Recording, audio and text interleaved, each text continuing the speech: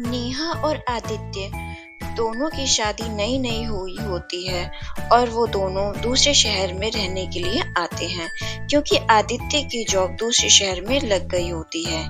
यहाँ वो अपना एक नया घर खरीद लेते हैं और दोनों की जिंदगी परफेक्ट होती है। वो एक परफेक्ट लाइफ जी रहे होते हैं।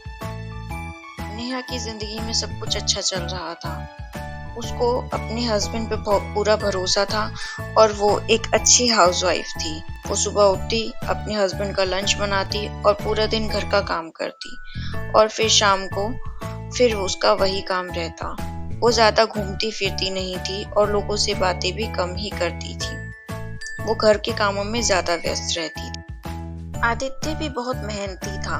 वो अपने ऑफिस भी बिल्कुल टाइम पर पहुंचता था और समय से अपने घर आता था और अपनी वाइफ को भी पूरा टाइम देता था। सब कुछ ठीक चल रहा था, पर फिर एक दिन कुछ ऐसा हुआ जिसने नैना की जिंदगी ही बदल दी। आदित्य हर संडे अपनी छुट्टी के दिन नेहा को बाहर घुमाने ले जाता था और वो लोग बाहर ही खाना खाते थे। एक दिन नेहा के पास एक कॉल आती है और वो कॉल किसी अनजान इंसान की होती है और वो इंसान उससे कहता है कि मैं आपका शुभचिंतक बोल रहा हूँ।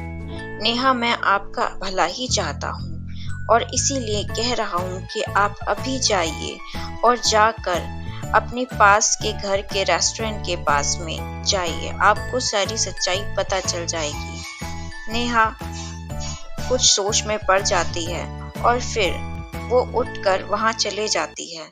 नेहा जब वहां पहुंचती है तो जो वो देखती है उसके बाद उसको यकीन ही नहीं होता कि ये सब सच है। वहां आदित्य किसी और लड़की के साथ बैठकर नाश्ता कर रहा होता है और उन्हें देखने के बाद नेहा को ये अंदाजा हो जाता है कि ये उसकी गर्लफ्रेंड है।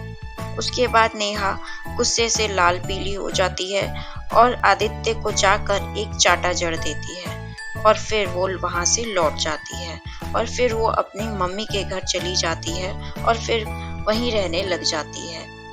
ऐसे ही कुछ दिन बीत जाते हैं और आदित्य भी फिर अकेला रहने लग जाता है और कुछ दिनों के बाद उसे अपनी गलती का एहसास होता है कि उसने नेहा के साथ गलत किया।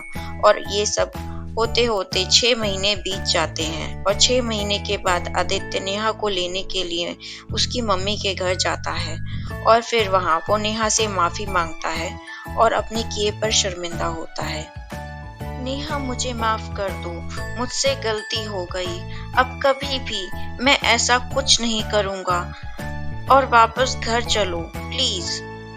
मुझ पर एक बार यकीन करके देखो। ठीक है, एक आखिरी बार तुम पर यकीन कर रही हूँ, लेकिन अगर अब तुमने कोई गलती की तो मैं तुम्हें कभी माफ नहीं करूंगी और मुझसे माफी की उम्मीद भी मत रखना। नेहा, घर चलो और गुस्सा छोड़ दो।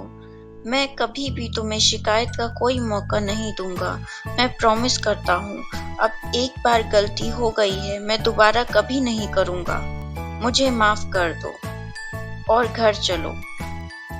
नेहा भी उसकी बात मान जाती है क्योंकि आदित्य की आंखों में नेहा को सच्चाई दिखती है, इसीलिए वो खुशी खुशी उसके साथ वापस घर लौट जाती है।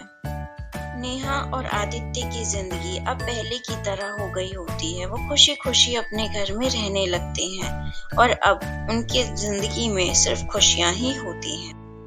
अगर स्टोरी पसंद आई हो तो वीडियो को लाइक और चैनल को सब्सक्राइब करके जाएं। मिलते हैं अगली वीडियो में, तब तक के लिए बाय।